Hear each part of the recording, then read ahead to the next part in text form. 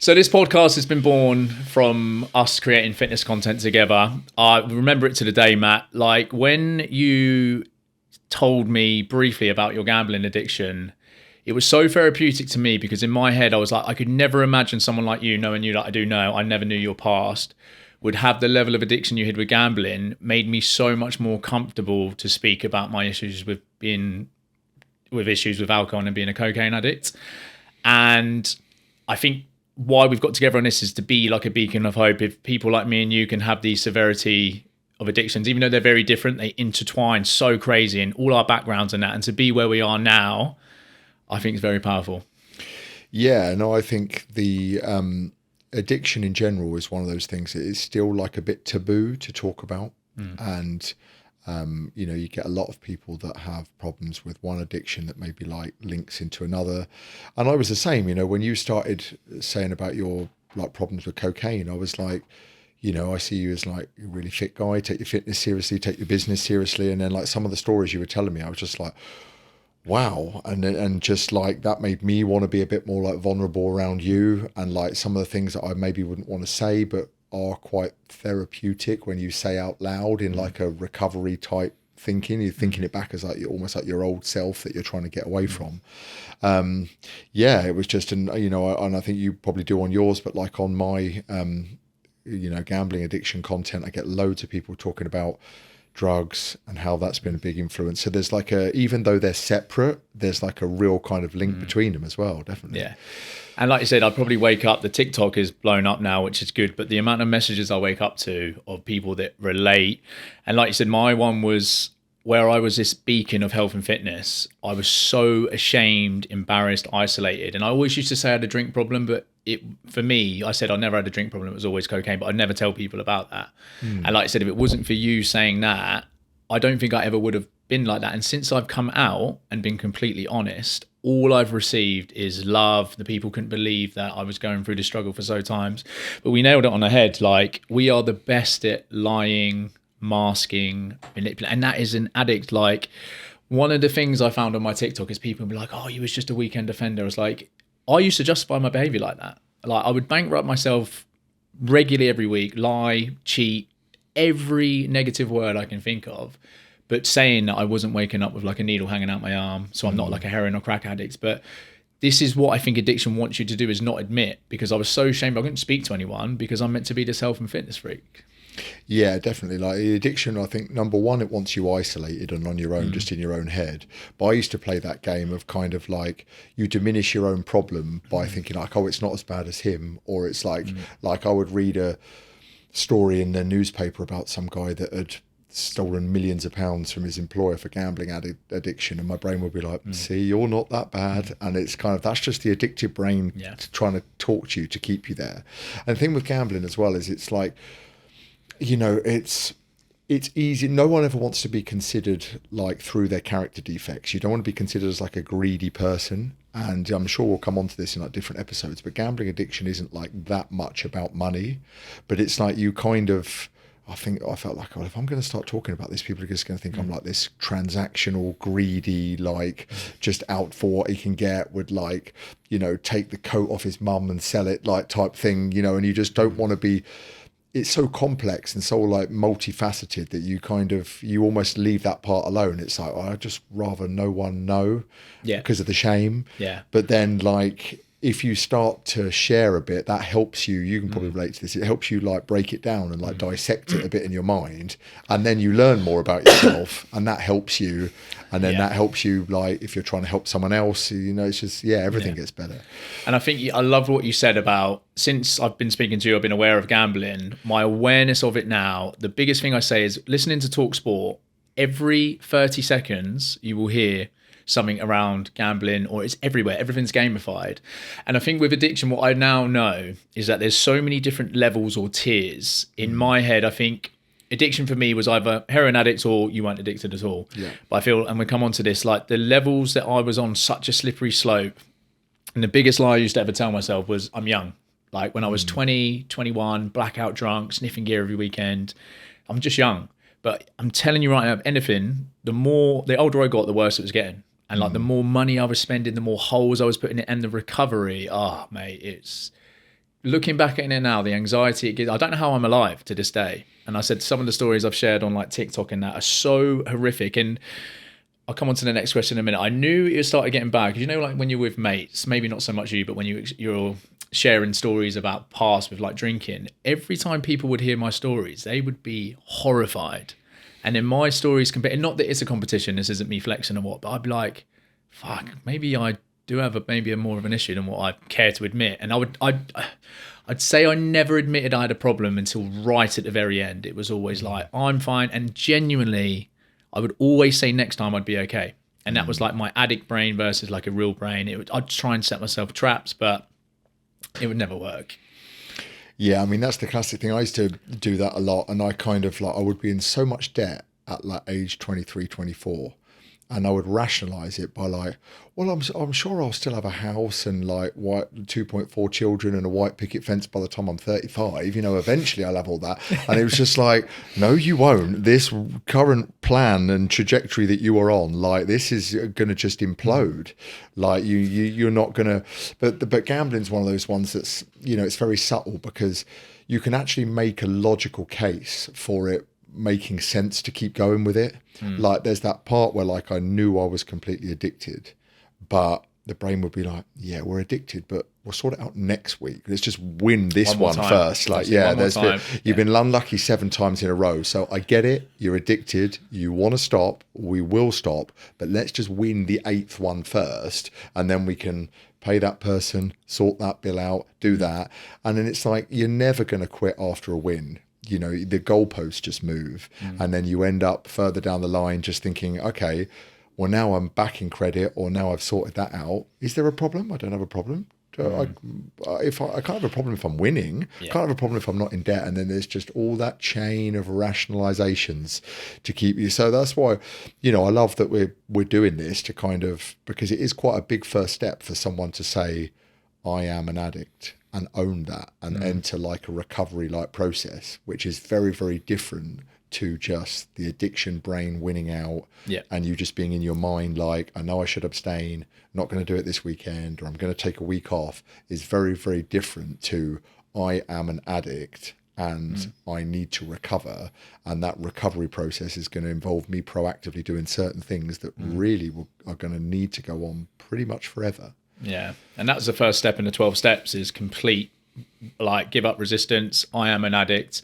Every time I went to the CA meetings, we had to start with, hi, I'm James, I'm an addict, before anything, because that powerlessness, and you have to admit you're powerless. And like I said, I used to set every trap imaginable, but there is nothing in this world once I've got the cocaine in me, fucking hell. The extent I've gone to just get a gram, like the amount of money I've spent, I've hung around with heroin addicts, like driving around in cars, like it's just awful. And I remember like that one last time that we said, New Year's Eve probably was the worst time because I would set myself up to be like, I'm going to have the biggest bender ever because I knew this time was going to be the last time, and it's bollocks. And then I promised myself, and I remember there was one New Year's so my birthday's in June, I did every single weekend from New Year's when it was meant to be my last time, from Friday to Sunday with no sleep, until my birthday. And then I had a horrific story which I'll mention later, but it's just chaos. And the sadness I had from so many, I don't know how I did my job alongside it. Like, this is what everyone's saying to me in the messages, but I think what I just wanted to touch on this podcast, I think it's beautiful how similar our stories is, because I've been PTing now 15 years. You've been the same? Yeah, same. But we both got the same. You've never drunk or sniffed gear. I've never gambled. And we're so separate, but so similar. And the severity of it. But I wanted to mention as well how cocaine addiction and your addiction, they intertwine. They like almost dovetail. I've got a really good friend that struggles with both. And I've fucking destroyed myself with just cocaine addiction. It's horrific. But adding in gambling on that. I mean, my mate he's done like 15 grand in a day from coke and gear, and like, mate. So yeah, I think. Yeah, it's some of the comments I get are people are actually very surprised that I wasn't under the influence of any substances. And I'm like, no, I'd eaten really well, hadn't drunk for a year and have never done substances, and I'm running around like that chaotic madman, you know, dashing through the town centre, cash point to cash point, brain completely on fire, just being absolutely run by the parasite of the addiction. That's me. There's no chemicals that have gone into that. And, you know, that's the thing. I think a lot of addicts can have a defense around. It's like they say, like in the recovery circles, that you protect yourself against the first act, because once you've done the first act, the second one is inevitable and is too many and too far gone. So any kind of finite willpower that you've got is about that first bit. Because I know that if we even had a £5 bet on whether it's going to be a male or a female that walks through the door in this building in the next time, that would potentially, it would. The first thing would be the rationale would be there. So it would be like, okay, you've already broke the streak. You can't now say to yourself that you're 14, 15 plus months without a bet. So forget that idea. So then all the you might as well would creep in kind of thing. And then, you know, I probably wouldn't be the end of the world if I had to pay you out a £5, but it would just start to set off that kind of trail. And even something as innocent as that, like, and it's mad. You know, I remember one story I tell is when my old job, I had a game of pool and the loser buys a Domino's pizza. And I'd been off gambling for about 5 or 6 months at that point, long enough time. And then I ended up relapsing about a few days after. Cost me 10 quid to buy my Domino's, good mate of mine. You know, I was kind of happy to do it, you know, and then, but just kind of it creeps in through the back door. So, yeah, I think any awareness that we can raise about addictions, like you said, we've got both ends of it. I think is hopefully just going to be really helpful to people. Yeah, and I think we're finished on this. So the best advice I could ever give, now I know now, is one drink and one line is too many. But then if that happens, 100 drinks and 100 lines is not enough. Yeah. I do not know. I mean, 72-hour benders. I think the longest bender I did was 5 days, where I genuinely lost my mind. I felt like I was like schizophrenic at the end. But it's just mad how, like you said, that first domino, game over. Yeah. And I think the two worst phrases an addict can say is, one won't hurt. Mm-hmm. That is a fucking very dangerous phrase to live by. And then next time I'll be all right, because it never is. And like I said, insanity is doing the same thing over and over and expecting a different result. Well, me and you, we've got thousands of stories. How was we ever thinking? But it is the addict brain, how we rationalise, justify that. And I'm so glad that both of us now are different people. It's just so great that we're both in recovery. Long may it continue. You know, like I say, the addicted mind, I don't think it ever fully goes away. It speaks to you in your own voice. It is looking for like just a crack in the dam that it can kind of get you with any kind of moment of weakness. I remember a guy saying on a Gamblers Anonymous meeting once, the addiction is doing press-ups in the corner, kind of maintaining its fitness and maintaining its fitness and strengthening itself. That is so good. Oh my God, that is brilliant. Just, you know, waiting for, you know, you to show weakness for it to kind of like jump all over you. And then that's when you kind of, it just gets you, you're done. It's so hard to explain. It's hard to explain being completely run by almost like a demonic force that literally overtakes, hijacks your consciousness and literally takes over you as like an entity, and just any kind of thing that you wouldn't do, any kind of moral compass or boundary that you've got, just gets completely swiped to the side because it's just about that, you know, fueling that state that you're in, maintaining that state at all costs. Yeah, I remember because one of the last time I actually had a drink, I remember the tipping scales at like this. I swear to God, after one pint, I felt like I was evil. Like the way I was thinking, the way I was looking at people. Then another pint, it was like this, and then it was like cocaine, and my whole demeanor, everything I thought about, cared, my family, it was fucking scary, and it's genuinely scared myself. And this was like a big thing, you know, like you said about physical pain. Yeah, it was just an evil entity. And my dad, he's fully sober now. He's been sober, I think 24 years. He always said, because people say, "Oh, you're recovered now." I'm like, "No, we're recovering." Yeah. Every day is a new battle. Every day is a new challenge. And it's not like we both potentially have the opportunity to relapse. I know we're a lot stronger against it, but it's not like we never think about it. No. It's a daily fight. Like I said, we've got to do more press ups and the fucking. Yeah. It's because we could get hijacked at any point. Yeah, and yeah. There's addiction, like gamified everywhere.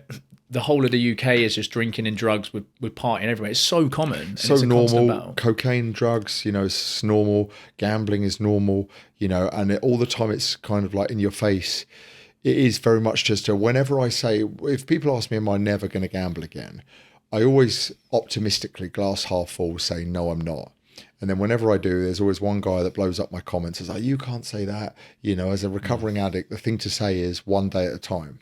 And it's like, yeah, I get that it's just like, the focus should not be trying to completely solve all my future problems. It should just be like, just for today, I will not gamble. That's all I need to think about. Yeah. When tomorrow comes, we'll deal with that then. If I'm trying to think medium to long term, there's a fear or like, even just like a complication in that thinking that might cause me to trip up, because it becomes this big thing then that I'm trying to tackle all at once, which is very stressful. And then if I'm stressed, I'm more vulnerable. It's just like, no, just for today, won't gamble.